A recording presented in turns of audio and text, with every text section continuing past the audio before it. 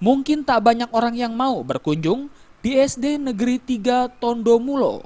Pasalnya sekolah tersebut berada di tengah hutan dan di atas bukit.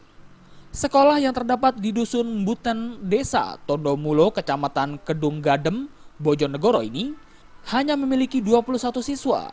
Dari jumlah tersebut terbagi dalam 5 kelas. Kelas 1 berjumlah 3 siswa, kelas 2 berjumlah 5 siswa, kelas 3 berjumlah 4 siswa, kelas 4 tidak memiliki siswa, kelas 5 5 siswa, dan kelas 6 5 siswa. Sementara untuk gurunya sendiri berjumlah 4 dan 1 kepala sekolah. Selain itu, sekolah ini juga ditempati oleh 10 pelajar dari SMP PGRI Tondomulo.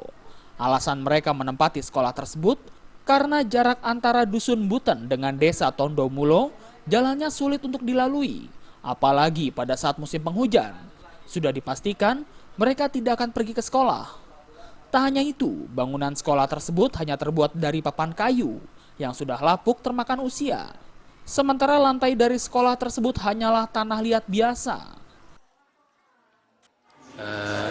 Dari kelas 1 sampai kelas 6 itu anak dari rombel ya, kelas 4 tidak ada, itu sejumlah 21 orang anak.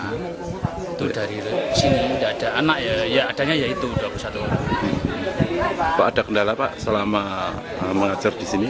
Ya sebetulnya kendala kita yang utama ini adalah transportasi jalan.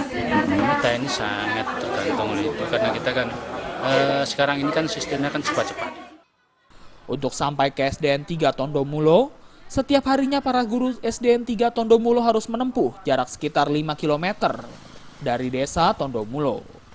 Dengan melewati 3 bukit dan jalan setapak yang berada di tengah hutan, selain itu, mereka juga harus menyeberangi sungai untuk sampai ke SDN 3 Tondomulo. Dari Bojonegoro, Jawa Timur, Sumali Malwapati melaporkan.